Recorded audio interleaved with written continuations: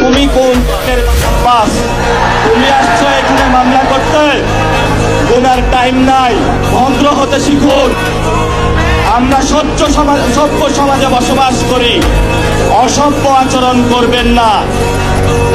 অসভ্য আচরণ যদি করেন, কিভাবে আপনাকে সভ্য করতে হয়, আপনাদেরকে সভ্য করতে হয়, এটা আমাদের ভালো করে জানা আছে। আমার নামে আজকে একটা মামলা হলো, মানহানির মামলা। ওই ব্যক্তি চাঁদাবাজি করে, সন্ত্রাসী করে।